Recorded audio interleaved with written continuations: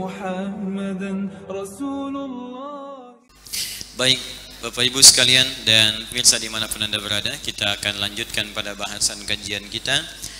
Ini adalah penutup insyaallah dalam kajian tafsir Al-Quran di bagian pertama pembahasan surah Al-Fatihah. Dengan izin Allah saya akan berusaha menyempurnakan surah Al-Fatihah bagian terakhir di pertemuan ini. Bismillahirrahmanirrahim. Kita masuk pada bagian yang terakhir, masih di surah Al-Fatihah. Pada ayat yang terakhir, siratal ladzina an'amta 'alaihim ghairil maghdubi 'alaihim waladdallin.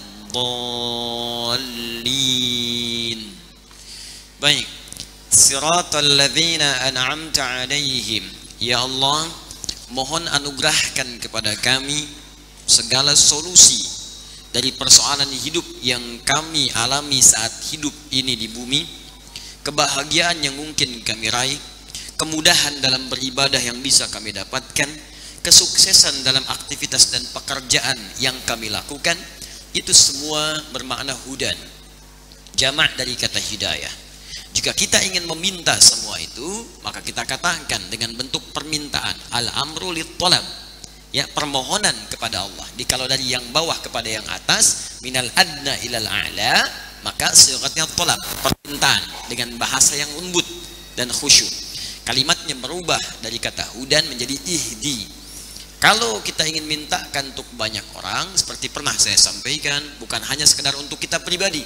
Mungkin yang butuh anak-anak kita, anak-anak butuh kesuksesan, butuh kemudian kemudahan dalam ujian apapun jenisnya. Ujian sekolah itu, ya, apakah ujian dalam kehidupannya, rumah tangganya, pekerjaannya. Mungkin Anda tak punya masalah, tapi istri sedang punya persoalan. Mungkin istri nggak punya masalah, suami mungkin dililit dengan problematika kehidupan. Maka dijamakkan permohonannya untuk objeknya.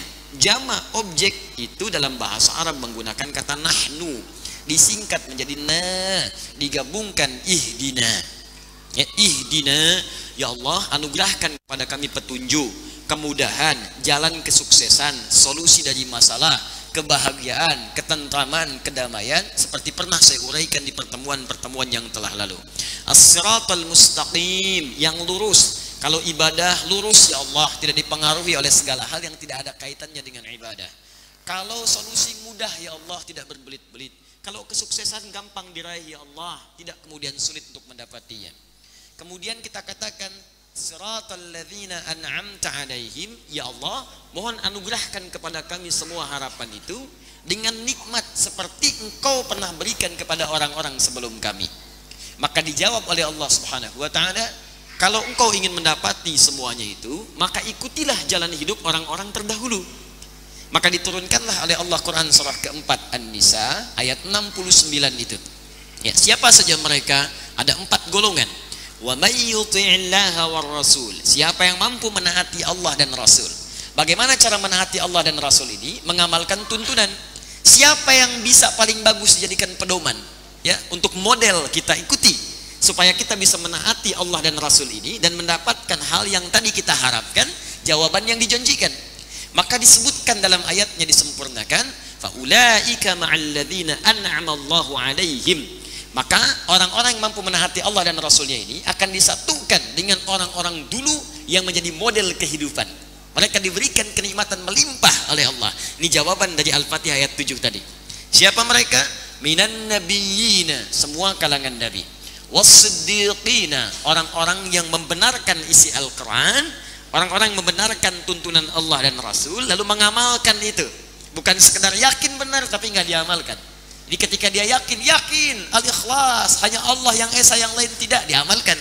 Jadi bukan hafal al-ikhlas, tapi di lisannya mengatakan semua agama sama, menuju pada Tuhan yang sama. Itu bukan siddiq namanya, bukan siddiqin. Ya. Kemudian wasyuhada, orang-orang yang syahid di jalan Allah Subhanahu wa taala.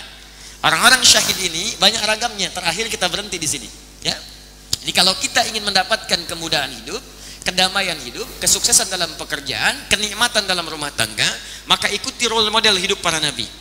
Karena itu di Al-Quran dicontohkan, ada yang pernah sakit, Nabi Ayub, ya, sakit yang sangat parah, begini cara mengatasinya. Ikuti, baca ayatnya, praktekkan. Demikian cara hidupnya. Karena itu di ujung ayat disebutkan wa dzikra lil abidin. Kalau ada hamba Allah yang soleh, diuji bahkan dengan penyakit yang sama seperti Nabi Ayub. Kata Allah, kalau dia mengamalkan amalan serupa, saya sembuhkan. Sedangkan ujian sakit Nabi Ayub itu keterangannya sangat jelas, tidak dialami oleh umat sebelumnya, tidak dirasakan oleh orang setelahnya. Tapi kalimat Qur'annya, kalau mengalami Anda serupa pun disembuhkan oleh Allah. Artinya nggak ada penyakit yang nggak bisa disembuhkan oleh Allah Subhanahu wa taala. Ya, kecuali satu saja kematian, ya kematian itu sudah nggak ada obatnya, yang lain ada semuanya. Ya, kematian itu obatnya amal soleh. Kalau amal solehnya benar, amal solehnya banyak, ya tenang. Wafatnya pun nggak terasa. Saking tenangnya ditampakkan pahala-pahalanya, jadi nggak terasa. Jadi dia sedang lihat pahala aja, sedang lihat kenikmatan, nggak terasa nyawanya sudah keluar. Makanya panggilan untuk orang soleh itu panggilannya panggilan jiwanya, bukan panggilan orangnya. Panggilan jiwanya, karena nggak terasa jiwa sudah keluar, tenang. Jadi lagi senyum, tiba-tiba nyawa udah nggak ada. Ya, lagi gembira, nyawanya hilang, tinggal keringat aja di keningnya. Ya, ada yang sedang sujud, ada yang baca Quran, lagi sedang menikmati keadaan nilainya, hilang kemudian jiwanya. Itu yang disebutkan di Quran surah ke-89 ayat 27 sampai 30 itu. Ya ayyatuhan nafsul mutmainnah, hei jiwa yang sedang tenang, jiwa yang nyaman gitu. Jiwa itu tenang, tampakkan pahala, tampakkan surganya, tampakkan janji Allahnya. Irji'i ila rabbiki radiyatan mardiyah. Ayo cepat pulang kepada Rabbmu, aku ridha dengan semua amalmu, engkau pun akan ridha dengan pemberianku. Belum selesai ayatnya. Fadkhuli fi ibadi wadkhuli jannati. Kamu masuk dalam golongan hambaku yang saleh. Kemudian apa? Wadkhuli jannati. Nih, aku siapkan surga yang seperti ini untukmu. Ditampakkan surganya. Jadi, kalau nggak percaya, beramal saleh dulu deh sekarang. Karena kematian itu pasti. Kalau kematian, maaf ya, nggak direncanakan pun pasti datang. Nggak usah direncanakan.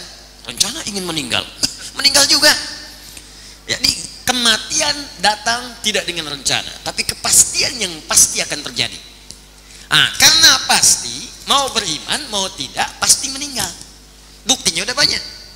Yang belum beriman meninggal, yang beriman wafat. Sekarang pertanyaannya, kan masa-masa wafat nggak ada ruginya kita beramal saleh, nggak ada ruginya.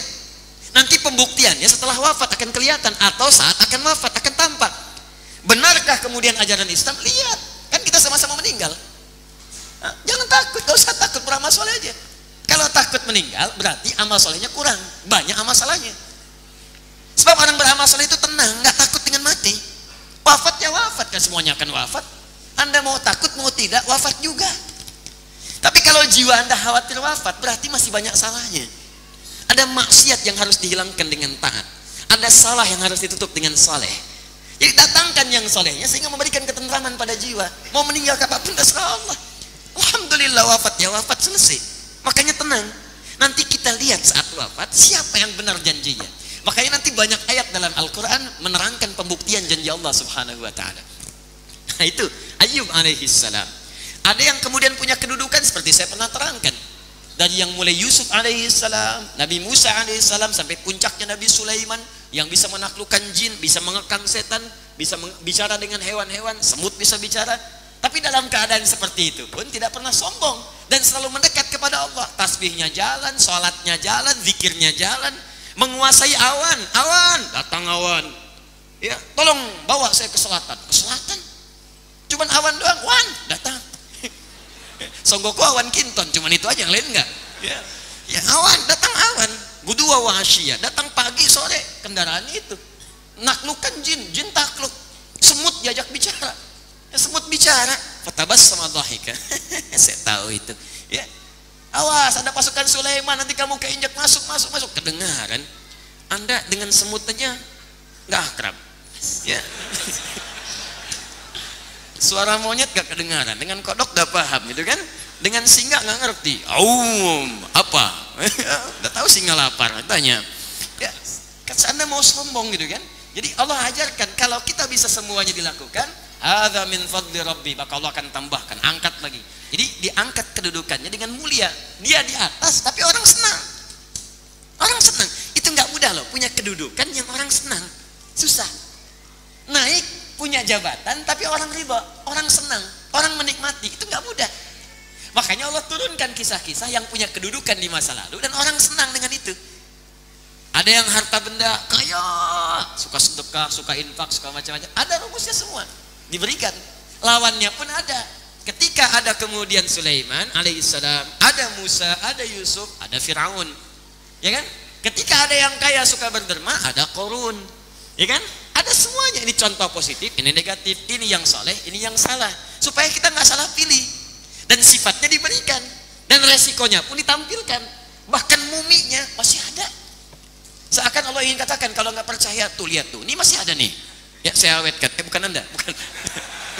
Oh, ya. Masih ada. Jadi gini, ayatnya muncul, keterangannya ada, resiko dijelaskan, dan barang buktinya masih otentik dan dibuktikan lewat sejarah. Gak yakin juga, makan apa itu? Berarti di otaknya konslet gitu, hang. Karena semua buktinya ada jelas, ya kan? Nah ini an-nabiyyin, dan semua keadaan para nabi itu oleh Allah langsung semuanya disatukan pada kehidupan Nabi Muhammad SAW. Jadi kalau ingin komplit, ya nggak usah buka kisah yang dulu, lihat aja Nabi Muhammad. Kalau sakit baca apa? Makanya Imam Al-Bukhari memasukkan sebuah bab kitab. Di dalam 97 pembahasan ada yang namanya Kitabul Marid, bimbingan Nabi saat sakit. Bacanya apa? Kalau sakit ringan apa? Kalau sakit berat apa? Ya, ada kemudian prakteknya. Ada yang dibekam, ada yang macam-macam, ada yang ruqyah, semua ada. Ya penyakit gangguan jin aja ada. Datang ke rumah sakit cari polijin, ketemu nggak? Nggak akan ketemu. Kan ada. Tapi kan penyakitnya ada. Ya polisihir, polijin, ya silahkan cek, nggak akan ketemu. Tapi Nabi ngasih lengkap. Ini kalau gangguan jin bacanya ini, gangguan setan bacanya ini, setannya pun lengkap. Setan sholat, yang goda orang sholat, ya namanya khinzib, doanya ini. Setan goda orang wudu, ada namanya walhan. Makanya orang wudu tuh kadang-kadang setelah wudu suka bingung. Saya wudu belum. Padahal masih basah tuh. Ya, ada yang begitu. Ya, ada setan pasar, mall bu, ada setan pasar. Makanya ibu jangan heran nyampe ke rumah itu masih ingat tas yang belum dibeli itu. Dibahas juga dengan suami itu. Papa tahu nggak, mama ke mall tuh ada tas bagusnya. Mah, tas sudah banyak. Ini walaupun nggak mahal, tapi isinya insya Allah membawa mama ke surga. Ada mushaf di dalamnya. Oh iya Pak ya, astagfirullahaladzim. Mudah-mudahan Allah ampuni mama ya Pak. Tapi yang di mall juga bagus kok Pak. Loh. Ada lagi tuh. Nah itu ada. Jadi banyak hal lah pokoknya. Itu dijelaskan lengkap. Ya, itu Nabi Sallallahu Alaihi Wasallam. Jadi nggak ada yang kosong dari kehidupan Nabi Sallallahu Alaihi Wasallam. Ikuti. Yang kedua ada Siddiqin. Saya sudah bahas tuntas ini. Termasuk menerangkan kisah sahabat Abu Bakar As-Siddiq. Cari orang-orang yang membenarkan Quran dan mengamalkannya. Itu banyak nanti ditipu sahabat Nabi. Cari salafus saleh, orang-orang baik. Ada yang langsung dengar satu ayat, langsung diamalkan. Ada yang baru turun ayatnya, langsung gembira lompat-lompat. Banyak. Teman-teman kalau bahasa tafsir, sekarang kan udah banyak terjemahan pakai bahasa Indonesia. Coba belilah. Bahkan Anda bisa googling. Sekarang ada, kemudian bisa dapatkan di handphone Anda. Daripada beli yang gak jelas. Dimakan habis keluar kotoran. Ya, cuma beli, paling kan cuma 150.000. Ini berapa sih? Saya beli Sahih Al-Bukhari 350.000. 4 jilid tebal-tebal. Yang jilid pertama saja tebalnya begini tuh. Lebih daripada ini, sedikit. 350.000, 4 jilid. Bekal kita mengikuti Nabi. Mungkin pulsa Anda pakai habis sebulan itu. Tapi pulsa akhirat kita bertahan. Bukunya masih ada, bahasa Arab lagi. Ya. Anda bayangkan. Asli kan? Jadi, Masya Allah. Siddiqin. Ya, ada orang-orang yang dikisahkan saat turun ayat puasa. Ya ayyuhalladzina amanu kutiba alaikumusiyam. Dia kan lompat. Ada yang baru disebutkan begini. Ya ayyuhalladzina amanu. Udah senang datang ke Nabi. Ya Rasulullah perintah apa nih? Sami'na wa ata'na, sami'na wa ata'na. Bahkan banyak orang menunggu lagi. Kapan turun lagi ayat itu? Karena paham. Saking membenarkannya isi Al-Quran, mereka bahkan menunggu perintah. Ada perintah apa? Sami'na wa ata'na. Ayat jihad langsung berangkat. Ayat warisan kanannya lagi. Ayat sholat dikerjakan. Ayat puasa ditunggu. Siddiqin keluarkan. Dan contoh tertinggi Abu Bakar As-Siddiq. Kemudian syuhada. Saya pernah terangkan di pertemuan lalu. Ada syuhada jenisnya orang yang berperang ketika ada tuntutan untuk membela nilai-nilai keislaman. Ya, atau hal-hal tempat yang dizalimi seperti bangsa, negara dan sebagainya. Ada sifatnya yang kemudian dalam ranah pengajaran dan pelajaran seperti yang kita kerjakan sekarang. Ada juga kemudian 3 atau 4 keadaan lain yang masuk dalam kategori jihad, dan yang terakhir solihin. Apa kategori ini? Siapa kemudian golongan solihin itu? Itu yang coba kita uraikan setelah menunaikan sholat isya berjamaah insyaallah beserta penutup ghairil maghdubi alaihim walad. Alhamdulillah Bapak dan Ibu sekalian, kita telah menunaikan sholat isya berjamaah juga dengan insyaallah amalan-amalan sunnahnya. Semoga seluruhnya diterima oleh Allah Subhanahu wa taala. Baik, kita lanjutkan. Jika seorang hamba ingin mendapatkan kenyamanan, ketenangan, kemudahan ibadah, solusi dari setiap problematika kehidupan yang dihadapi, maka kita diberikan bimbingan oleh Allah setiap hari. Bahkan bimbingan ini dipilihkan kepada kita dalam setiap pembagian waktu dalam sehari, agar memudahkan bagi Allah untuk mengentaskan solusi yang kita ingin dapatkan, mengentaskan persoalan yang sedang kita hadapi. Karena itu kita kemudian dibimbing oleh Allah untuk membacakan doa dan mengamalkan isi doa itu dalam praktek kehidupan. Subuh Anda punya persoalan, maka diminta oleh Allah membacakan ayat ini. Subuh ke zuhur ada persoalan, maka zuhur diminta kita menghadap Allah membacakan kemudian ayat ini. Zuhur ke asar ada persoalan, asar diminta kembali kita menghadap Allah untuk memohon solusi. Asar ke maghrib ada masalah, diminta lagi menghadap untuk diselesaikan oleh Allah. Sampai sebelum tidur pun kita punya persoalan, diminta menghadap dalam sholat isya untuk dituntaskan semua persoalan itu.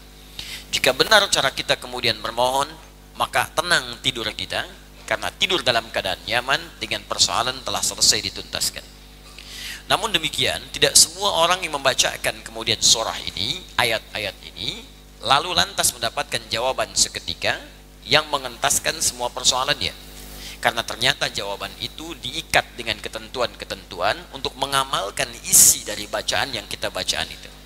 Bacaan itulah Al-Fatihah, terdiri dari 7 ayat, dan di ayat yang terakhir kita diminta kemudian untuk mengikut role model dalam kehidupan dengan 4 golongan utama kalau ingin kemudian apa yang kita mintakan dijawab oleh Allah Subhanahu wa taala. Ada kalangan para nabi, 1 telah saya bahas. 2 golongan siddiqin telah saya uraikan. 3 golongan syuhada baru sebagian saya sampaikan. Saya ingin ingatkan kembali, syuhada ini dibagi kepada 3 golongan. 2 dibenarkan, 1 diingkari. 2 dibenarkan, 1 diingkari. Golongan pertama disebut dengan syahidud dunya wal akhirah. Syuhada masuk dalam kategori syahid dunia dan akhirat. Jadi di dunia orang menyebutnya dengan syahid. Syahid, wafat syahid, syahid. Di akhirat pun statusnya syahid. Yang kedua, syahidul akhirah dunad dunya. Di akhirat mendapatkan status syahid, tapi di dunia umumnya tidak disebut dengan syahid. Taunya meninggal saja. Tapi statusnya di sisi Allah syahid. Ya, jika dia syaratnya beriman, beramal saleh. Baik. Yang ketiga, syahid dunya dunal akhirah. Di dunia nampak syahid, tapi di akhirat diingkari oleh Allah status syahidnya. Jadi ini yang saya katakan, 2 diakui, 1 dicoret. Yang dicoret ini banyak kemudian dalilnya. Bahkan kalau kita mengaji yang paling mudah di Riyadhus Shalihin, dari 1896 hadis, itu ada di bab pertama, ya, babul ikhlas wa ihdharun niyyah, bab tentang keikhlasan dan menghadirkan niat dalam setiap perkataan dan perbuatan kita. Pernah ditanyakan kepada Nabi sallallahu alaihi wasallam an rajulin, tentang kisah seorang lelaki, kemudian dia berjuang. Apa motivasinya? Yang satu berjuang karena ingin populer, disebut sebagai pejuang, pahlawan. Yang satu berjuang untuk disebut sebagai orang yang membela hanya kaumnya saja. Ya, fanatisme kaum, kesukuan. Ini agak mirip-mirip dengan yang pertama, ingin diagungkan. Satu ingin populer, ya, ingin disebut syahid, ya, ingin disebut pejuang, orang hebat berjuang. Yang kedua, hanya berniat untuk kaumnya saja. Yang penting kelompok saya ini bisa dibela. Maka ketika ditanyakan kepada Nabi sallallahu alaihi wasallam, ayyuhuma fi sabilillah, mana di antara kemudian yang dua itu yang termasuk fi sabilillah, yang syahid di jalan Allah? Apa jawaban Nabi? Saat itu Nabi mengatakan, man qatala litakuna kalimatullahi hiyal ulya fahuwa fi sabilillah. Kata Nabi, bukan satu di antara dua itu. Yang disebut syahid fi sabilillah, di dunia akan disebut syahid, di akhirat pun ditetapkan oleh Allah sebagai syahid. Adalah orang yang perjuangannya hanya diniatkan karena Allah saja. Karena Allah. Ya, karena itu ulama-ulama kita yang berjuang, sekalipun konteksnya membela negara, tapi niatnya untuk ibadah. Ulama-ulama kita, makanya yang dikeluarkan Syekh Hashim, Mbah Hashim Asy'ari itu resolusinya jihad. Resolusinya jihad, resolusi jihad. Ya, konteksnya membela negara, niatnya untuk ibadah. Makanya saya sering katakan, orang Islam itu pasti akan banyak manfaat dari keislamannya. Jadi ketika dia berislam, akan ada berdampak bagi lingkungannya. Orang Islam baik, orang Islam berbagi, ada ajaran menanam pohon, ada ajaran berbagi infak, ajaran toleransi, ajaran membela negara, ada semua. Jadi kalau kemudian jadi muslim di satu tempat, pasti manfaatnya akan banyak kepada lingkungannya. Itu poinnya. Ya, makanya kita kenal Pangeran Diponegoro, pahlawan nasional kan? Jadi dunianya dapat, akhiratnya dapat, insya Allah. Imam Bonjol, dunia dapat, akhirat dapat. Ya, pahlawan nasional. Tapi niat yang membedakan. Karena itu, orang-orang yang berjuang seperti ini, dunianya kemudian disebut dengan syahid, akhiratnya disebut dengan syahid. Hamzah paman Nabi radhiyallahu taala anhu, sangat populer. Syahid dunia, syahidus syuhada, akhiratnya pun syahid. Jelas? Yang ditolak oleh Allah melalui lisan Rasulullah, tadi yang dua. Berjuang untuk popularitas, ya, berangkat, berjuang, jihad. Tapi kemudian apa? Awas, hati-hati. Hati-hati, dia niatkan hanya untuk cari popularitas. Dia niatkan kemudian, mohon maaf, hanya untuk membela sebuah komunitas. Tapi ada yang tidak pernah terjadi di masa Nabi. Tapi diprediksikan oleh Nabi terjadi di masa depan. Dan sekarang kejadian. Adalah orang-orang yang tiba-tiba datang dengan sebuah ajaran yang akan mengagetkan. Jangankan kata Nabi, orang di masa itu, orang masa lalu pun kalau dengar itu ikutan kaget. Ini ada paham-paham ekstrim di kemudian hari.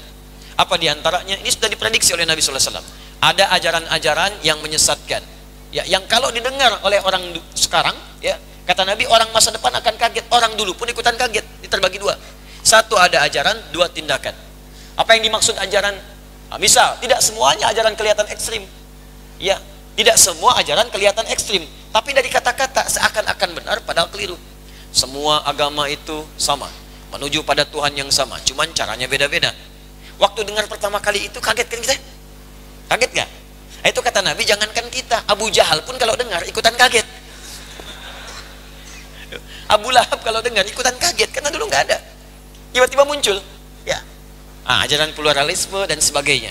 Tapi yang kedua, tiba-tiba muncul orang keras meneriakkan takbir, Allahu Akbar, tembak orang, bunuh orang, bom orang, tusuk orang. Dan semua nggak ada batas. Yang penting menurut dia kafir, bom. Menurut dia kafir, tembak. Maka muncul bom panci, bom kulkas, bom ini, bom itu yang tidak pernah ada sebelumnya. Ya, jelas di sini. Nah, itu hati-hati, itu nggak pernah ada tuh. Makanya di dunia pun itu, ya kelihatan ada yang menyebut syahid, padahal bukan, ditolak oleh Allah. Ya, makanya banyak orang mengecamnya. Jelas ya? Paham sampai sini? Jadi ada yang syahid dunia disebut syahid oleh orang atau golongan kalangan tertentu karena nggak paham. Oleh Nabi ditolak, oleh Allah diingkari. Ada yang disebut dunianya syahid, sepakat semua orang. Ya, kemudian setelah itu akhiratnya pun ditetapkan. Nah, ini banyak juga. Seperti paman Nabi Hamzah atau sahabat-sahabat yang lainnya. Yang ketiga, ini yang saya ingin sampaikan, tidak banyak orang tahu. Kemudian di akhiratnya statusnya syahid di sisi Allah, tapi di dunianya disebut meninggal biasa saja.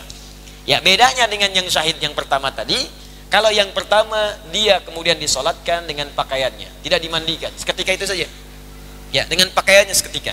Kalau yang ini tetap disolatkan, tetap dimandikan, kafannya sama dengan yang lainnya. Ya, kemudian dikerjakan semua sunnah-sunnahnya sampai dengan masuk ke liang lahatnya, sampai didoakannya, selesai. Tapi statusnya di akhirat, jika dia beriman beramal soleh, maka dia punya amalan syahid. Dan tingkat derajatnya beda dengan yang tadi. Tapi statusnya disebut syahid. Hadis Nabi SAW dalam Al-Bukhari dan Muslim, riwayat dari sahabat Abu Hurairah radhiyallahu taala anhu. Saya bacakan hadisnya. An Abi Hurairah radhiyallahu taala anhu, anin Nabi sallallahu alaihi wasallam, haddatsana, sampai kepada kami berita dari sahabat Abu Hurairah radhiyallahu taala anhu, dari Al-Bukhari dan Muslim. Sumbernya dari Nabi sallallahu alaihi wasallam. Beliau menyampaikan, asy-syuhada'u khamsatun. Secara umum kata Nabi, jenis syuhada itu ada 5. Secara umum ada 5. Nanti hadis-hadis lain ada yang menambahkan. 1, al-mat'unu. Al-mat'unu, orang yang wafat karena wabah, penyakit. Ta'n, dulu disebut ta'n. Al-mat'un. Bismillah. Ya.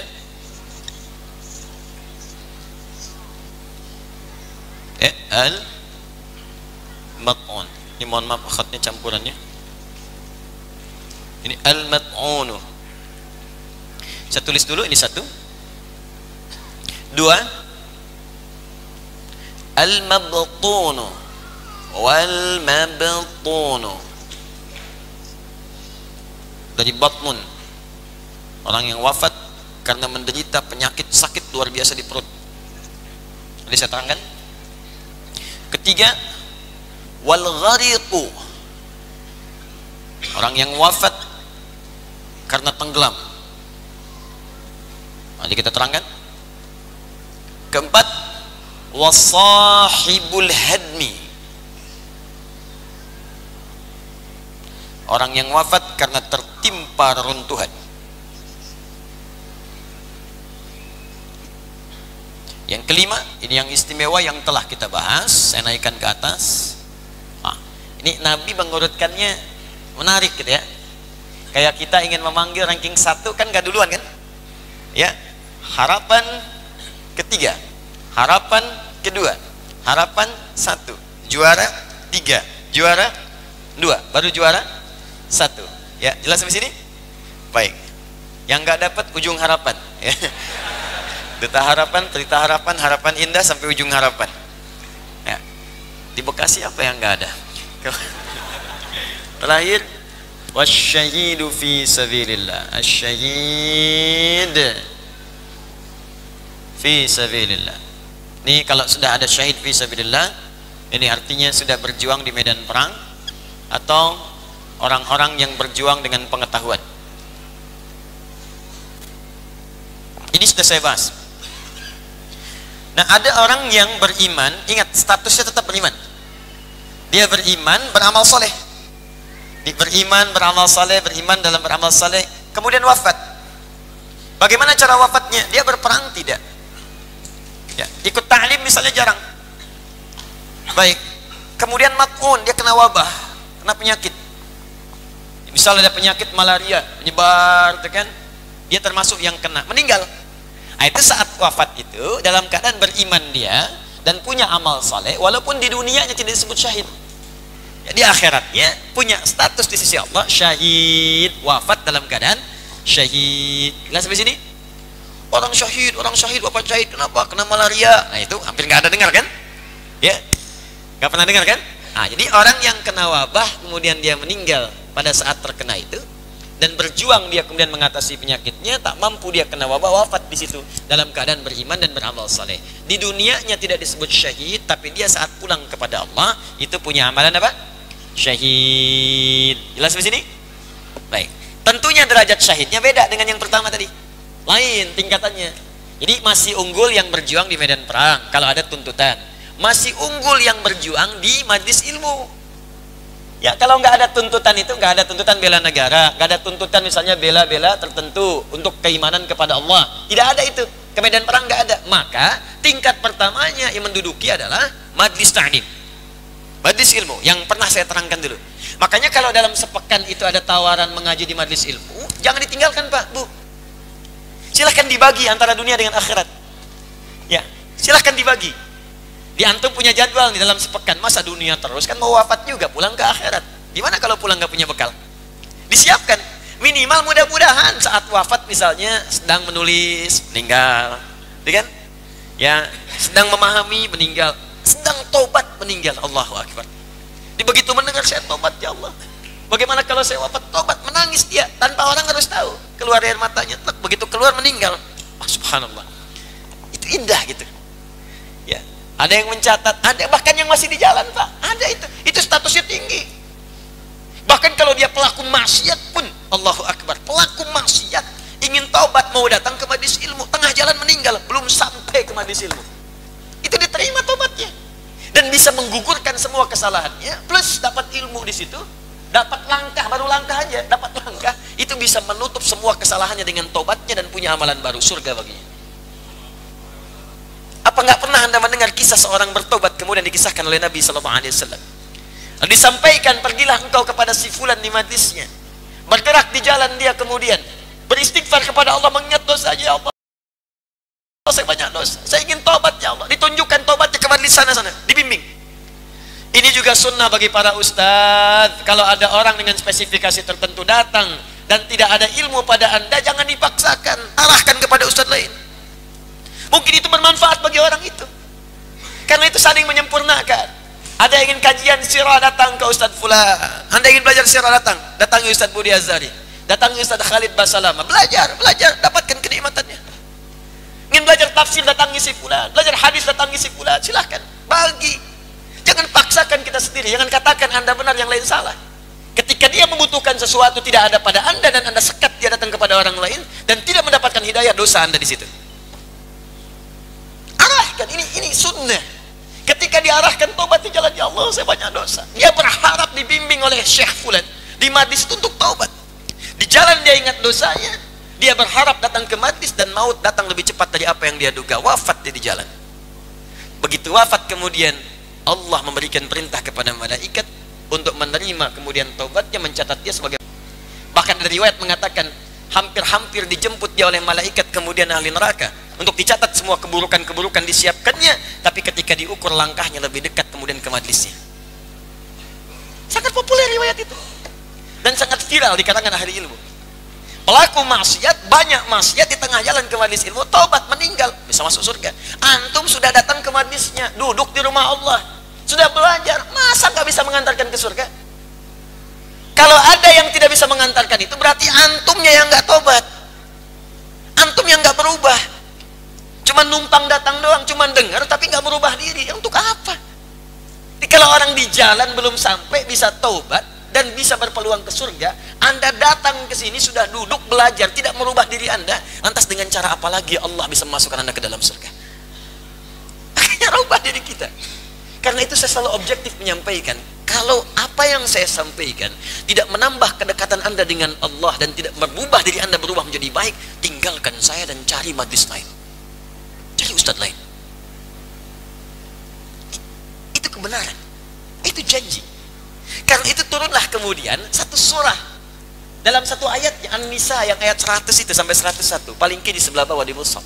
Ya, indah sekali kalimatnya. Wa may yakhruj, di pertengahan ayatnya.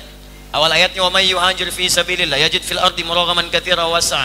Siapa yang memutuskan dirinya berhijrah jadi lebih baik. Hijrah itu berpindah pada keadaan yang mendekatkan diri kita dengan Allah. Ya, tadinya bekerja susah sholat, sekarang pindah pekerjaan yang memudahkan sholat. Tidak harus pindah tempat. Kalau Anda tinggal misalnya di samping masjid, Anda jarang ke masjid, sulit melangkah ke masjid, ingin merubah keadaan, masjidnya sudah ada, motor ada, sepeda ada, mobil ada, pengen berubah sekarang. Melihat orang datang ke masjid dari jauh, masa saya yang dekat gak ke masjid? Dengar suara adzan, jadi berubah, tersentuh jiwanya, datang ke masjid, itulah hijrah. Ada keadaan yang tinggal di situ, masjid gak ada, taklim gak ada, suasana gak menyenangkan, tidak ada yang menenangkan kepada jiwa. Anda putuskan pindah tempat kepada rumah yang dekat dengan masjid, dekat dengan kajian, dekat dengan orang-orang baik, itu juga hijrah namanya.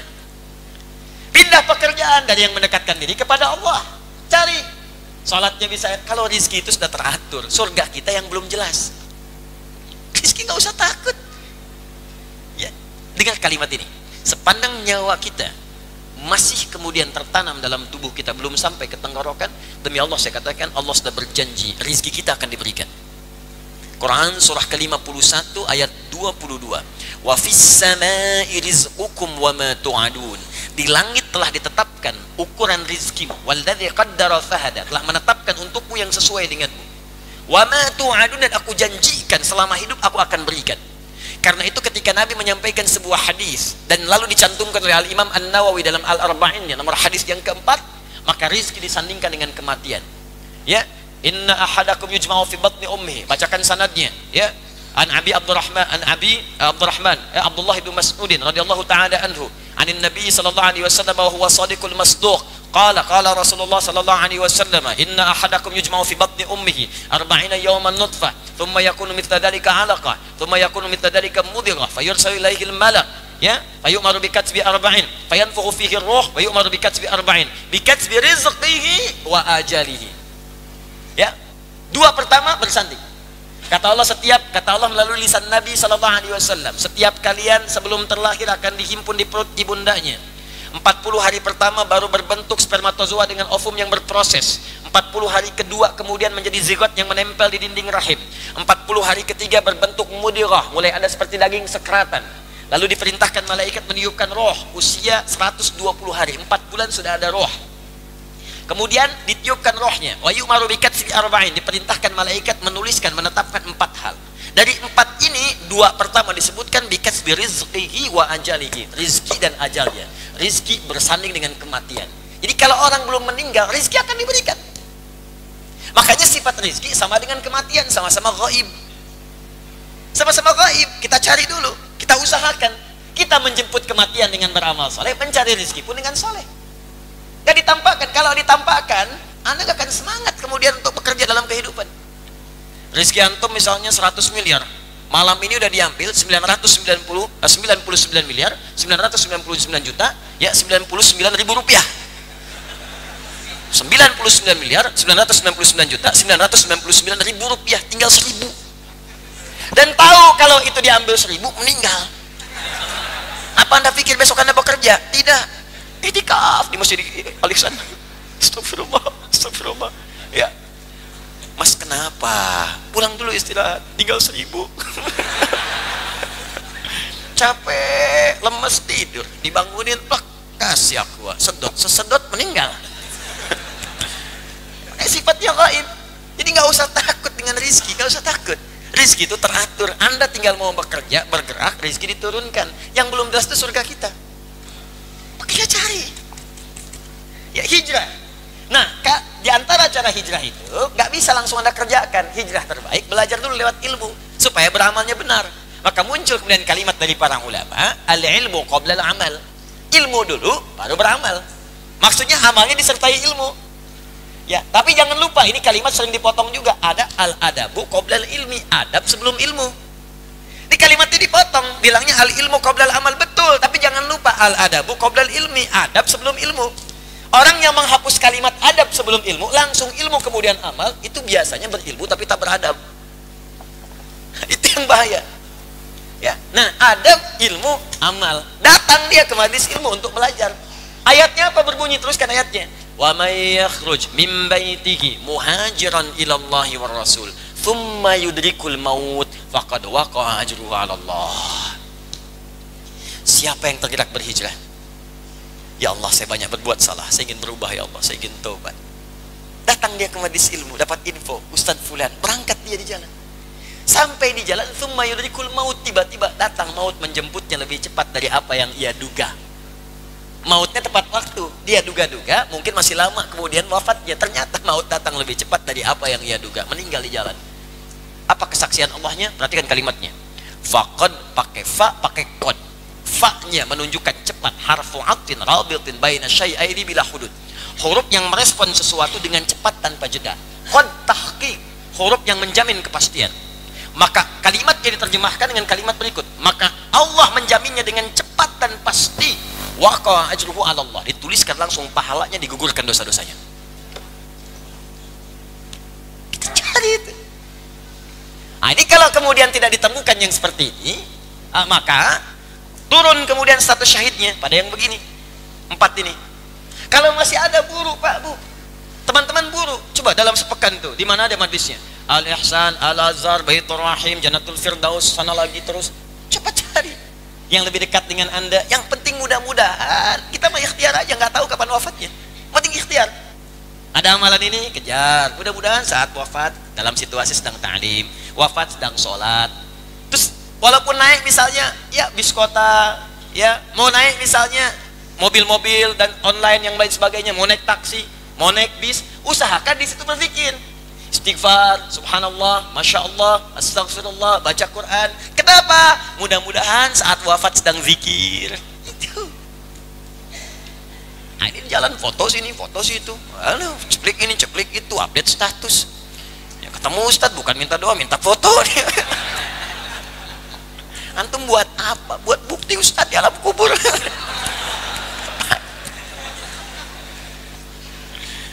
Allah. Man robuka, jamaah Ustadz Adi. Enggak ngaruh. Jelas ya? Tayyib. Jadi ini. Nah, kalau itu tidak ada, ta'lim misalnya belum dapat peluang karena terisolasi di sebuah tempat misalnya. Ta'lim nggak berjalan karena ada wabah. Ya, nggak bisa. Kalau wabah itu kata Nabi, yang dari luar daerah itu jangan datang, yang situ jangan keluar. Itu rumus. Ya, itu rumus setiap penyakit menular. Makanya kalau ada penyakit yang menular ya flu, yang flu berat itu yang mungkin menular, jangan paksain ke masjid. Di rumah itu lebih utama. Idza maridal 'abdu aw safar kutiba lahu mithla ma kana 'alaihi muqiman sahihan. Hadisnya sahih. Jika seorang hamba sedang sakit atau bahkan sedang safar dan tidak bisa menunaikan amalan rutin yang selalu ia kerjakan, maka ketika ia mengerjakannya tanpa amalan rutinnya itu, pahalanya tetap diberikan sempurna. Kalau ada seorang hamba sakit, biasa ke masjid, kena flu-nya flu berat, yang kalau datang bisa menular, yang lain kena flu semua, maksa lagi pengen di belakang imam, imamnya kena flu juga. Besoknya nggak ada yang imamin, celaka cepi. Makanya tinggal di rumah. Saat di rumah itu Anda sholat padahal biasa ke masjid, pahalanya diberikan sesuai dengan yang biasa ke masjid, pahala yang sama dengan ke masjid. Nah, ini mungkin karena ilmu ini belum sampai, makanya dipaksakan ke masjid. Kalau sudah sampai ilmunya, di rumah aja nggak apa-apa. Ya, papa ke masjid pak, pahalanya banyak. Mama, hadis Nabi. Ya udah jangan deket-deket mama sana-sana. Misalnya. Nah, jadi itu, jadi yang dari luar jangan masuk, yang di dalam jangan keluar, penyakit menular itu. Ini yang terkena wabah tiba-tiba meninggal kemudian mat'un, maka statusnya apa tadi? Syahid. Tapi bukan syahid dunia, hanya akhirat saja. Itu pun statusnya di bawah yang tadi. Ya, yang ta'lim, yang syahid di medan perang itu masih di bawah. Jelas di sini? Mabtun, yang wafat dalam keadaan terserang penyakit di perut, sakit perut, mah akut, ya, termasuk perjuangan yang levelnya paling tinggi di sini. Seorang ibu yang tengah mengandung wafat, ya, melahirkan wafat. Itu tinggi bu pahalanya. Ibu nggak usah takut bu, kalau sedang lahiran nggak usah takut.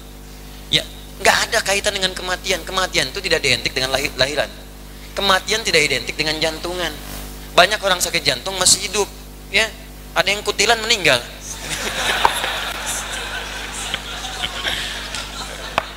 Itu kadang datang orang, Ustaz, seginjalnya udah nggak ada.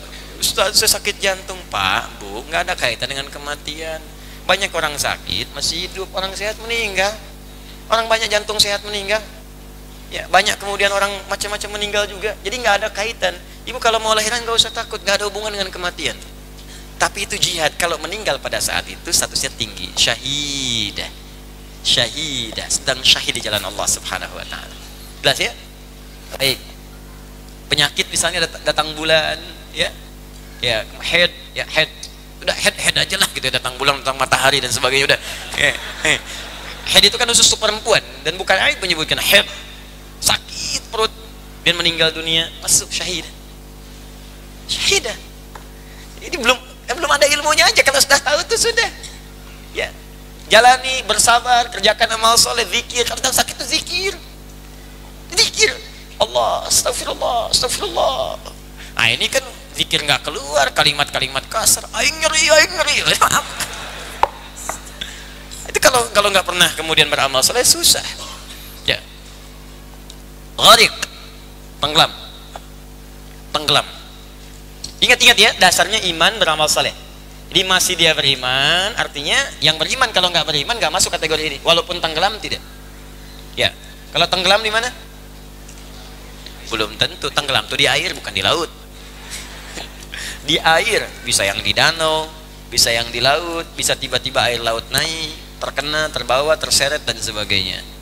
Ada sebagian hamba-hamba Allah yang memang tertuliskan demikian. Allah cintai, dia udah beramal.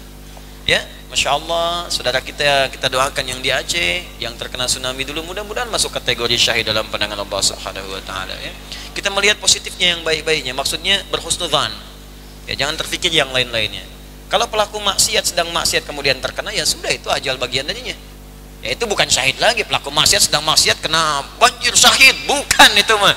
Ya, bukan, udah wafat aja itu, selesai. Ya, tapi orang-orang yang sedang beriman, beramal saleh, mengerjakan sesuatu yang baik-baik, yang tidak sedang maksiat, ya maka masuk dalam kategori ini. Kemudian sahibul hadmi, yang tertimpa bangunan, runtuhan. Ya. Tapi dengan cara, awas hati-hati, yang tidak direncanakan. Memang tertimpa saja.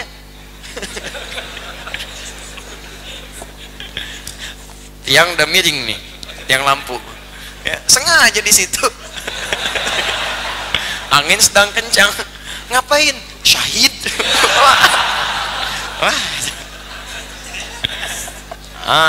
Ali bin Abi Thalib radhiyallahu taala anhu sedang berdiri. Tiba-tiba sadar, kemudian atap bangunan itu sedang lapuk. Seketika langsung berpindah. Begitu pindah, jatuhlah bangunan itu. Bruk. Selamat beliau. Kata seorang di sampingnya, Ali, kenapa engkau menghindar dari takdir terkena bangunan itu? Kata Ali, saya berpindah dari takdir yang satu ke takdir yang lain. Maksudnya mengajari orang ini ya bahwa kita diberi kemampuan oleh Allah untuk melihat keadaan. Kalau memang ada yang berbahaya, pindah. Jelas ya? Ini bukan ditungguin tsunami datang, syahid. Bukan, pergi. Jelas ya? Kalau tak sadar tiba-tiba kena dan sebagainya, sedang baca Quran kena, gempa tertimpa. Tadi kelas saya tuh mengabdi kemudian di Palu, dia bikin pesantren Quran. Terjadilah gempa itu. Saat gempa terjadi, banyak cerita pilu yang dia bawa. Dia datang ke sini malam-malam bertemu dengan kami. Ada sebagian juga teman-teman mengisahkan, Allahu Akbar, ada para santriwati, mereka penghafal Quran. Bahkan ada sebagian di antara mereka yang sudah 30 juz selesai. Ada kisah tentang kerudung, ada kisah tentang mushaf. Allahu Akbar. Satu kali ada yang sudah tertimpa oleh bangunan gempa ini kisah nyata. Kemudian saat tertimpa itu, pertama dia minta selamatkan dulu temannya dulu. Kawan saya tolong keluarkan dulu katanya. Sudah diambil kemudian kawannya. Yang kedua, ini yang paling menarik. Karena ini yang paling berat, harus menggunakan alat yang spesial khusus. Alatnya belum tiba. Apa yang dia katakan? Tolong mushaf saya. Mushaf saya. Dia pegang mushaf, dia selamatkan mushaf dia. Yang dia baca, yang membantu, yang menghafal Quran sampai khatam, yang mengangkat derajatnya, tolong mushaf saya. Dan saat kemudian alat itu tiba, dia wafat dengan izin Allah Subhanahu wa Ta'ala dengan pelukan mushaf di tangannya. Anda bayangkan, ada penghafal Quran yang wafat dalam keadaan tertimpa, dia syahid, dia disolatkan, dimandikan seperti umumnya, tapi statusnya bukan sekedar syahid. Syahid dalam pandangan Allah dengan status sebagai ahli Quran. Ada yang menutup hijab perempuan, tutup dengan sempurna, terkena banjir. Bayangkan, wafatnya syahid di sisi Allah, dunianya orang menyebut biasa, syahid di sisi Allah, dan kemuliaannya ditemukan mayatnya setelah beberapa hari tapi tidak membusuk, keluar bau harum di tubuhnya, dan Allahu Akbar, banjir yang memutar-mutar dirinya itu tidak pernah membuka auratnya. Wafat beberapa hari, jasadnya utuh, baunya harum, dan Allahu Akbar, demi Allah, auratnya tidak terbuka, tertutup. Orang kena banjir itu kan macam-macam, kena tersingkap, kena macam ini, tertutup. Jangan takut. Jadi kalau tanda itu sudah dibuka oleh Allah, bukan sekedar dalam kalimat yang tertuliskan di mushaf yang dituliskan, tapi sudah menjadi tanda nyata dalam kehidupan, Anda belum beriman dan belum yakin juga, lantas Allah harus memberikan tanda apa lagi? Maka teman-teman, ini 4 contoh ini, nanti ada tambahan yang meninggal dalam keadaan terbakar, kena kebakaran, macam-macam ada.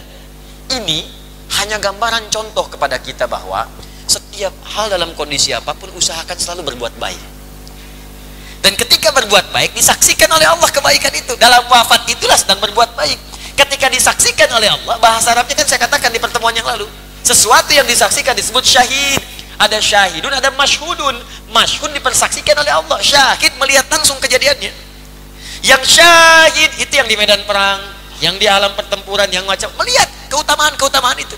Yang masyhud disaksikan oleh Allah, sedang beramal soleh, wafatnya beramal soleh, kena wabah sedang beramal soleh, sakit perut sambil berzikir, ya kena banjir dalam keadaan berbuat baik, disaksikan demikian. Makanya statusnya syahid dengan iman dan amal soleh.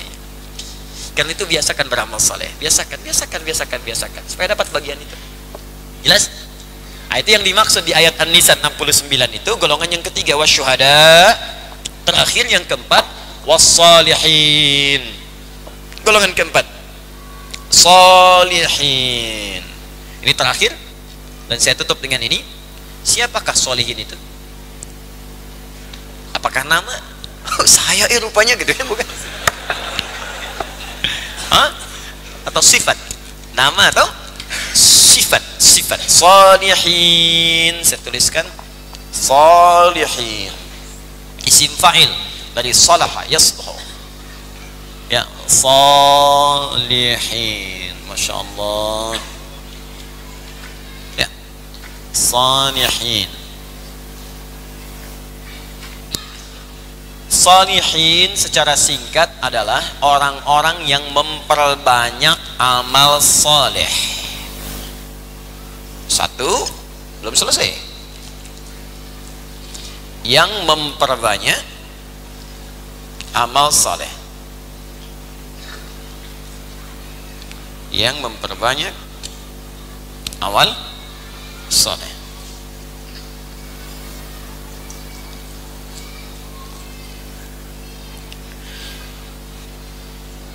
Satu amal disebut soleh kalau amal itu dikerjakan dengan iman karena Allah. Ya. Di amal soleh. Apa itu amal soleh? Amal itu artinya perbuatan.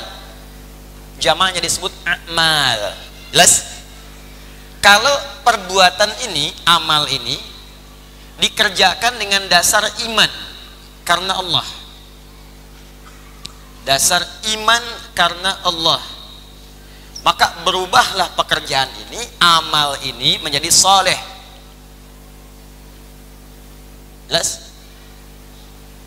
Tahan. Karena itu dalam Al-Quran, kalau ada kalimat amal soleh, itu seringkali didahului dengan kalimat iman.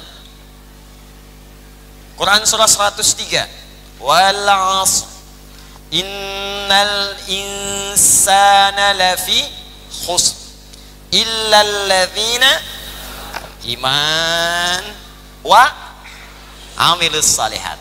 Amal saleh. Kapan sebuah amal pekerjaan menjadi saleh? Kalau didasari dengan iman karena Allah Subhanahu wa ta'ala. Kalau pekerjaan itu, aktivitas itu tidak didasari dengan iman, maka kalimat salehnya hilang. Jadi amal saja. Jadi perbuatan, rutinitas, netral. Jelas? Ya, amal dibagi 3 bagian. Satu, nanti saya terangkan dengan detail. Ini pembuka dulu. Satu, amal yang didasari dengan iman karena Allah. Jadi singkatnya, pekerjaannya semua dikerjakan karena Allah. Ya semua, baik yang kecil atau yang besar. Maaf, makannya karena Allah, minumnya karena Allah, berpakaiannya karena Allah, bekerjanya karena Allah. Ya, salatnya karena Allah, hati-hati, zakatnya karena Allah, infaknya karena Allah, puasanya karena Allah, hajinya karena Allah. Semua lillah. Maka ketika pekerjaan dikerjakan karena Allah, iman.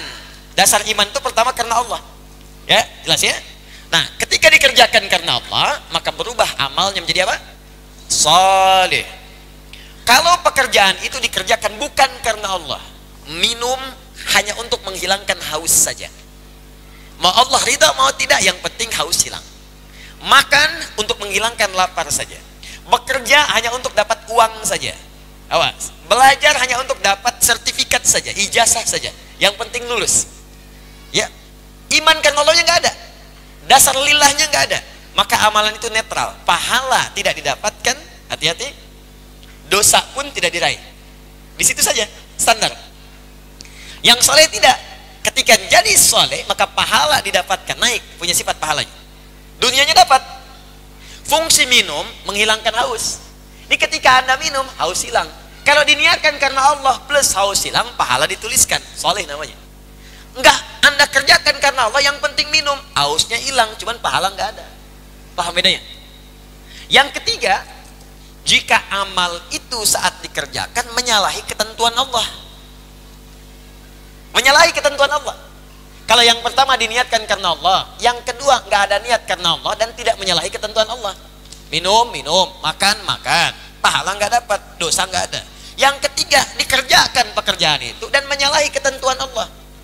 Kata Allah jangan makan yang haram, dimakan yang haram. Makanan itu menghilangkan lapar, tapi cara makannya menyalahi ketentuan Allah. Hasil korupsi, ya kan? Hasil menipu, nyogok, makan riba, macam-macam, menyalahi ketentuan Allah. Maka yang ketiga ini amalnya disebut amal salah. Ya, ada soleh, ada salah. Bahasa Qurannya sayyi, jamaknya sayyiat. Sayyiat, ya, awas. Motivasinya disebut su. Kalau masih terasa ada rambatan di jiwa disebut fujur. Pulang dari sini sepatu bagus tuh, sepatu bagus. Duduk dekat sepatu. Nah, itu rambatan. Lihat ke mata, perhatikan baik-baik. Awas. Ya? Sepatu. Nah. Keluar tuh, itu fujur. Begitu kemudian akan terjadi di eksekusi, berubah jadi su. Ya, awas. Wa nafsi wa ma sawaha fa'alhamaha fujur. Itu rambatan keburukan. Kemudian tiba-tiba mata langsung fokus, ingin dieksekusi. Itu jadi su. Dari nafsu turun kemudian naik ke mata, naik ke tangan, naik ke macam-macam. Ingin dieksekusi di su. Nama lain fujur nafsu. Quran surah ke-12 ayat 53. Ya. Wa ma ubarri'u nafsi innan nafsa la'ammaratun bis-su. Kalau dikerjakan su itu berupa banyak, langsung diambil. Banyak terjadi perbuatan, ngambil lagi, berubah jadi sayyiat. Dia masalah. Maka coba cek dalam sehari kita bekerja, beraktivitas. Mohon maaf, saya ingin sampaikan, berapa pekerjaan kita yang sudah berubah menjadi soleh? Ya, apakah bangun dari tidur sudah amal soleh? Ke kamar mandi jadi amal soleh? Ya, bekerja jadi amal soleh? Antum tuh yang kerja puluhan tahun sampai sekarang pensiun, berapa tahun yang kemudian jadi amal soleh? Antum yang belajar tuh sampai sekarang mau wisuda sebentar lagi, berapa yang jadi amal soleh? Antum yang berdagang selama ini, berapa yang jadi amal soleh? Antum yang berusaha berapa jadi amal soleh? Yang punya kedudukan berapa yang jadi amal soleh? Antum wafat, meninggal antum. Saya, Anda, kita meninggal. Makanya sering saat sebelum istirahat, ke cermin lihat, wafat kamu gitu. Wafat. Berapa bekal yang kamu bawa? Anda pengen ke surga, bekalnya amal soleh. Surga pertama ketika disebutkan dalam Quran, Al-Baqarah ayat ke-25, itu langsung disebutkan bekalnya. Wabasyiril ladzina amanu wa amilus sholihat. Kata Allah, berikan kabar gembira pada orang beriman, punya iman, dan dengan iman itu dia memperbanyak amal soleh. Dasarnya iman, beramal soleh. Annalakum jannatin tajri min tahtihal anhar. Berikan kabar gembira pada mereka, aku telah siapkan ragam surga untuk tempat mereka pulang. Iman, amal soleh. Dan kita akan wafat. Maka apa yang sudah kita siapkan untuk pulang? Saya sering katakan, menyiapkan akhirat itu dunia akan ikut. Gak usah takut dengan dunia, dunia ikut. Dunia ikut, tapi kalau ngejar dunia saja, akhirat belum tentu ikut. Ya, antum datang ke sini, akhirat kan, dunia ikut. Apa dunianya? Masya Allah, ada snacknya. Ada yang jualan di luar. Macam-macam banyak. Jual ini, jual itu, ini itu kan dunia tuh, dapat juga. Ya Masya Allah. Tapi kalau antum niatkan beli aja keluar, beli makanan ke toko beli ini, belum tentu ada pengajian di situ. Masuk ke restoran Padang, tiba-tiba ada pengajian, nggak ada. Ya, restoran, makan ya makan. Silahkan aja, nggak akan masuk. Silahkan cari. Ya, masuk pagi sore, nggak ada. Pagi sore udah ada siang malam restoran. Pagi sore udah ada, siang malam udah ada. Yang ketiga begadang dia bikin. Tapi pengajian nggak ada. Anda datang ke masjid, ada semua. Ada yang ada sarapannya. Pokoknya paling lengkap saat Ramadan. Paling lengkap tuh. Ya, ada yang sengaja mengincar masjid tertentu karena menunya berbeda. Ketahuan wajah-wajahnya itu. Ya, datang ke sini, kenapa ke sini? Besok sanalah ayam. Wah, ini golongan surga terbawah telur yang ini gitu. Itu semua diincar. Ya, ada begitu akhirat datang, dunia ikut. Enggak usah takut. Nah sekarang kalau Anda berkata, Ustadz saya pengen soleh, kumpulkan. Ini bukan cuma satu amal selesai. Makanya kalimatnya tadi memperbanyak. Ya, makanya dijamakan di Quran. Solihat, solihat, amalnya banyak. Ya, pakai muannas salim untuk menunjukkan banyak, sifat yang banyak, banyak, kumpulkan. Sekarang saya turunkan rumusnya. Ini penutup kajian kita malam ini. Perhatikan baik-baik. Ustadz, saya ingin beramal soleh dan memperbanyak ini. Apa saja jenis-jenis yang bisa saya kerjakan? Caranya gampang. Keluarkan kalimat iman dalam Al-Quran. Itu pasti setelahnya amal soleh. Keluarkan kalimat iman dalam Al-Quran. Itu pasti setelahnya amal soleh. Anda sambil baca Quran menemukan kalimat iman. Mau bentuknya kata kerja, kata benda, setelahnya pasti amal soleh. Kata kerja misalnya, bentuk fi'il madhi, past tense. Ya ayyuhalladzina amanu, iman, setelahnya pasti amal soleh. Kutiba alaikumussyam, diwajibkan bagi kalian puasa, amal soleh. Ya, baik. Fi'il mudhari, present, continuous misalnya, future. Yu'minun, alladzina yu'minuna bil ghaib wa yuqimunas shalah. Kata benda, isim fa'il, mu'min, mu'minun. Qad aflahal mu'minun, Quran surah 23. Apa setelahnya? Amal soleh. Alladzina hum fi sholatihim khashi'un, amal soleh. Nah semua bentuk ini kalau kita keluarkan bentuknya cuma dua. Satu, ibadah ritual. Ritual. Hubungannya langsung dengan hablu minallah, dengan Allah. Yang kedua, sifatnya sosial. Hablu minan nas. Sudah? Awas, saya belum selesai. Sabar. Contoh ibadah ritual. Fokus baik-baik, awas hati-hati. Al-Baqarah ayat 3 sampai 5. Alladzina yu'minuna bil ghaib. Iman kan? Setelah itu apa? Wa yuqimunas shalah. Berarti salat itu masuk amal saleh. Awas. Satu, salat. Karena kalimatnya memperbanyak, berarti jangan cukupkan pada salat-salat yang wajib saja. Lihat. Kan kalimatnya memperbanyak kan? Makanya kalimatnya ditulis di situ, cek mushaf. Kalimatnya pasti begini tulisannya nih. Alif, lam, shad, lam, waw, kemudian ta marbutah. Di sini ada alif tegak. Ya. Karena ada yang begini, alif, lam, shad, lam, alif, ta. Alif, lam, shad, lam, waw, alif, ta maftuhah. Ada 3 jenis. Plus yang begini menunjuk pada bentuk jama tapi terbatas. Yang dimaksud salat fardu. Fardu kan jama, lebih daripada 1 kan? Salat fardu ada berapa? 5 waktu, 5 jama kan? Cuman terbatas, jangan lebih, jangan kurang. Jelas ya? Kalau Anda kurang cuman 4 waktu, berarti tidak sempurna salatnya. Kalau kelebihan 6, terlampau soleh. Ya? Cuman 5. Karena itu ketika diminta menjaga salat 5 waktu, kalimatnya menggunakan ini. Buka Al-Baqarah ayat 238, paling kanan di pojok. Hafizu 'alas salawati was salatil wusta wa qumu lillahi qanitin. Hafizu 'alas salawat. Tulisannya begini. Kalau yang ini cuma 1 tunggal. Yang ini jamak ghair mahdud, jamak tanpa batas. Kalau tanpa batas berarti melebihi batasan.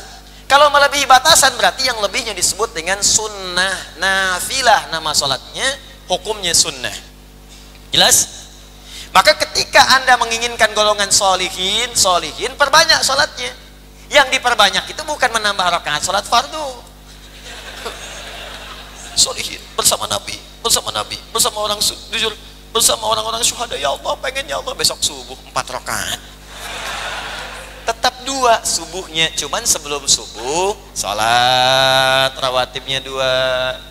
Sebelum rawatib bangun malam tahajud. Ya, habis subuh kejar syuruknya awal duha. Tak mampu mengejar syuruk, kejar duhanya pertengahan. Nggak sempat pertengahan duha, kejar akhir duhanya. Nggak kejar sholat sebelum duhurnya 4 rakaat. Nggak bisa 4, kejar 2 rakaatnya. Setelah duhur kejar sunnahnya 2 rakaat. Kalau mau 4 rakaat, 2 di masjid, 2 di tempat Anda tinggal. Pulang ke rumah 2 rakaat lagi, atau di kantor 2 rakaat lagi. Pengen nambah lagi asar, sebelum asar 4 rakaat yang mutlak. Ya, nanti maghrib, ba'diyah maghrib 2 rakaat lagi, ba'diyah isya 2 rakaat lagi. Di antara 2 azan 2 rakaat lagi. Kerjakan, perbanyak, yang penting banyakin aja. Setiap ada peluang kerjakan. Masuk masjid, sholat dulu 2 rakaat tahiyatul masjid. Ba'da wudhu silahkan sholat, kemudian sholat wudhu boleh. Di sepanjang ada peluangnya kerjakan. Niatnya apa? Ya Allah pengen jadi soleh. Soleh.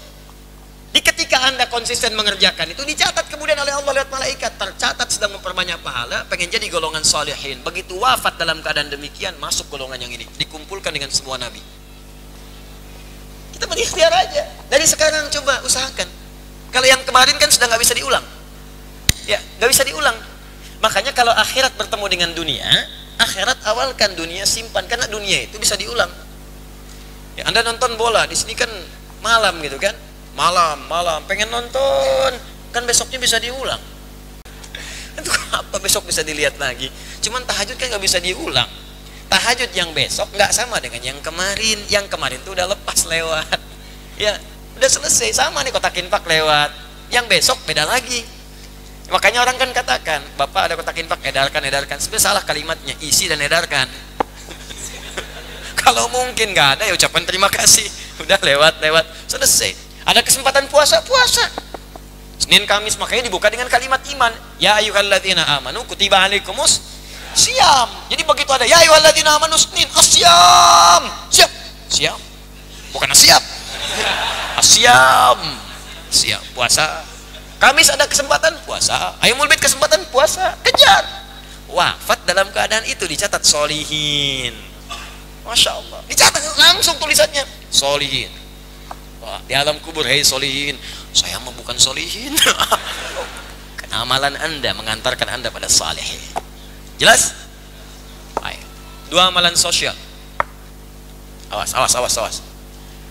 Ini puncaknya ini. Amalan sosial itu mengatur hubungan kita dengan makhluk. Dan ini kadang-kadang akan menentukan benarnya amalan ritual.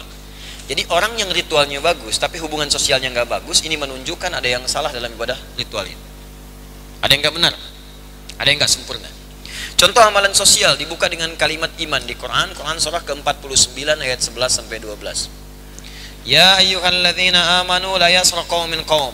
Hai orang-orang yang masih merasa beriman, iman dulu kepada Allah, kumpulkan amal soleh. Apa diantaranya? Kata Allah, jangan saling mencela, jangan banyak berselisih. Coba cek sekarang tiap hari di media sosial berselisih, di grup berselisih. Yang paling aneh tuh gini, yang punya masalah orang lain yang berselisih ini ngapain gitu, kan aneh. Terus yang sana sudah damai, di sini malah ribut. Ya, Instagram ribut. Ada istilah, bahkan ada yang disponsori khusus bagian divisi keributan. Ada yang khusus untuk mencela, untuk yang macam-macam. Amal salah yang dipersiapkan, dosanya 2 kali lipat dari yang tidak sadar dikerjakan. Sengaja untuk fitnah orang, sengaja untuk mencela orang, sengaja untuk berbuat jelek, itu dosanya 2 kali lipat. Ya, amal soleh yang diniatkan itu pahalanya banyak. Amal salah yang diniatkan, bahkan kalau salahnya itu luar biasa, tingkat paling tinggi, itu sudah neraka jahanam gak akan keluar. Contoh, sengaja merencanakan pembunuhan, bahkan pada orang beriman, wafat meninggal, itu langsung kalau nggak tobat dia. Apalagi sekarang banyak tuh meledakkan diri misalnya, korbannya orang beriman, dan bukan dalam konteks yang dibenarkan dalam jihad. Itu sudah nggak ada kesempatan taubat, meninggal pada saat itu juga, udah selesai. Quran surah 4 An-Nisa ayat 92-93. Wa may yaqtul mu'minan muta'ammida fajaza'uhu jahannam. Siapa yang merencanakan, sengaja merencanakan pembunuhan pada satu orang beriman, Allah nggak nyebutkan mau imannya kuat, imannya lemah, yang penting ada iman dia. Sengaja dibunuh, dieksekusi. Fajaza'uhu jahannam. Balasannya neraka jahannam. Khalidan fiha, kekal di dalamnya, nggak akan keluar. Wa ghadiballahu alaihi, dimarahi oleh Allah, marah Allah kepadanya. Wa la'anahu, dilaknat oleh Allah. Wa a'addalahu 'adzaban 'azima, dan diberikan, dijanjikan siksa yang berlipat. Saya mau tanya pada Anda, orang beriman mana yang sudah pesan kafling di neraka jahanam? Jangan macam-macam. Ini sekarang ini pembunuhan seperti jadi berita harian. Tembak ini, bom ini, bunuh ini, gorok ini, tenggelamkan ini, tusuk ini. Allahu Akbar, bertobat, tobat. Ada yang nggak benar ini kehidupan ini. Kok tiap hari itu kayaknya nggak ada berita-berita baik yang kemudian ditayangkan itu. Media juga saya ingatkan nih, media, bertakwalah kepada Allah tuh yang cari berita. Hati-hati itu. Apa keuntungan Anda begitu mencari berita yang buruk, Anda wafat, baru terima gaji meninggal? Apa keuntungan Anda wafat Anda? Ya makanya hati-hati cari berita itu, jangan yang kontroversial. Kalau bisa mengangkat yang baik, kenapa diangkat yang buruk-buruk? Yang baik juga berita kok.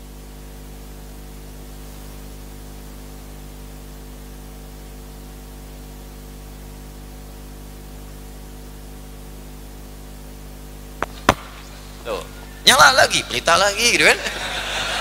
Kenapa kalau bisa bikin yang baik-baik, udah yang jelek itu tinggalkan. Itu hati-hati itu. Ya. Ya ayyuhalladzina amanu la yaghtab ba'dukum ba'dha. Hai orang-orang beriman, jangan saling menggosipkan. Jangan gosip. Ini tiap hari penuh dengan gosip. Media sosial gosip, grup gosip, bicarakan orang. Saya enggak, Ustaz. Bagus. Enggak seperti ibu itu tuh. Kalau sama. Ya ayyuhalladzina amanu aufu bil uqud. Hai orang-orang beriman, tepati janji. Berapa banyak yang tidak menepati janji? Hati-hati. Itu amalan sosial. Yang terakhir sebagai penutup, hati-hati, amalan ini pun saat dikerjakan belum tentu dinilai oleh Allah saleh kalau tidak diikuti dengan dasar iman. Ini yang belum saya jelaskan. Sholat dia kerjakan, tahajud dia buruk, rawatib dia kerjakan, sampai-sampai syuruk pun dia rencanakan dan dia kerjakan itu, tapi ternyata tidak mendapatkan penilaian di sisi Allah karena sholatnya tidak dikerjakan dengan dasar iman. Awas, hati-hati. Apa yang dimaksud mengerjakan amal ritual dengan dasar iman? Semua amalnya hanya ditujukan untuk Allah saja. Ingin dilihat Allah, bukan ingin dilihat oleh makhluk. Jadi kalau Anda sholat hanya sekedar ingin disaksikan orang, ke masjid supaya teman saya tahu saya ke masjid. Ke masjid supaya diketahui saya pun tidak absen di masjid. Ta'lim supaya orang tahu saya pun ikut ta'lim. Bahkan gak tanggung-tanggung bikin status, ceklik foto kirimin, sedang mengaji. Maka yang seperti itu disebut riya namanya. Ingin dilihat orang, riya sifatnya. Kata kerjanya disebut yura. Kalau banyak kan disebut yuraun. Fawailul lil musallin alladzina hum an salatihim sahun alladzina hum yuraun. Ingin dilihat, disaksikan orang lain disebut riya. Ingin disaksikan Allah disebut ihsan namanya. Anta'budallaha ka'annaka tarah fa illam takun tarahu fa innahu yarak. Orang ini beribadah ingin dilihat Allah saja, walaupun tak mampu melihat Allah, dia merasakan sedang dilihat Allah. Ingin dilihat Allah disebut ihsan, ini yang disebut salih. Ingin dilihat manusia disebut riya, yuraun, maka celaka, capek sholat tapi nggak punya nilai di sisi Allah Subhanahu wa taala. Sekarang coba tunjukkan kepada saya berapa banyak amal soleh Anda yang sudah punya nilai soleh di sisi Allah. Jangan-jangan taklim belum lurus niatnya. Makanya sulit mengamalkannya. Jangan-jangan kemudian sholat belum bisa bangun dengan cepat karena kurang sempurna niatnya. Maka perbaiki. Nah, sedangkan amalan sosial, saya akhiri, setiap Anda akan kerjakan, betul niatkan karena Allah, cuman iringi dengan petunjuknya. Apa itu petunjuknya? Doa. Ini singkatnya. Karena itu semua amalan kita itu pasti bersanding dengan doa, walaupun amalan itu bukan amalan ritual. Silakan tunjukkan pada saya di mana aktivitas dalam Islam yang nggak ada doanya. Semua ada doanya. Bangun tidur ada doanya, makan ada doanya, minum, berpakaian, berjalan, melihat ular ada doanya. Ada. Kampung A diserang orang ular kobra banyak, ada doanya. Ada. A'udzubillahi bi kalimati tammati min syarri ma khalaq. Saya berlindung kepada Allah dengan semua kesempurnaan kalimatnya dari kejahatan makhluk-makhluknya, termasuk binatang di situ. Ya, kata Nabi, ingatkan dia sampai 3 kali. Usir, jauhkan, jangan dibunuh dulu. Usir. Kalau tetap dia ada di situ, bunuh, kata Nabi. Ya, fahuwa kafirun, maka dia terhalang dari nilai-nilai kebaikan. Maksudnya apa? Mungkin membahayakan. Ya, kalau kita bisa usir dia, jauhkan. Atau panggil pawang, tangkap dia, jauhkan dari kita. Usir. Tapi kalau tetap bertahan di situ, kata Nabi, bunuh dia. Khawatir membahayakan dalam kehidupan kita. Bisa jadi memang hewan yang berbahaya, bisa jadi jin yang dalam bentuk hewan. Jelas sampai situ? Baik, ada doanya. Ke masjid ada doanya. Masuk ada doa. Keluar ada doa. Ada. Urusan toilet aja ada doanya. Ya, masuk dengan keluar beda. Nah, doa itu yang menjadikan perbuatan soleh. Kalau tak hafal doa, gampang supaya jadi soleh, kata Nabi. Kalau nggak hafal doa, ucapkan Bismillahirrahmanirrahim. Kepanjangan Ustaz, Bismillah. Panjang juga Ustaz, keterlaluan.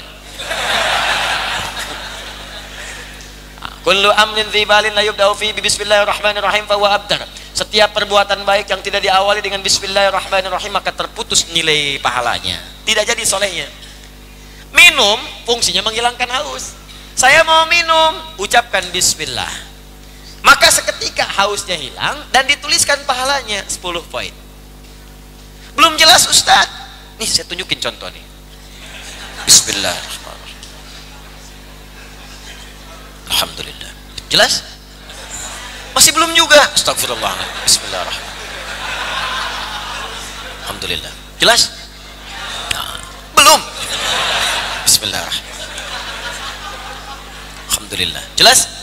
Nih minum sendiri nih kalau belum.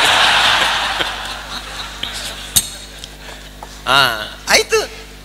Jadi jangan dianggap ringan. Ambil tisu, bismillah. Terima telepon, bismillah. Assalamualaikum. Ya. Mau ngerjakan 3 SMS, bismillah. Kalau bismillah itu nggak harus dituliskan. Cukup aja dibacakan bismillah, ketik ya. SMS itu assalamualaikum, akhi, assalamualaikum ukhti. Ini bismillah salamnya hilang. Ya. Bismillah, apa kabar? Jawabannya saya tahu.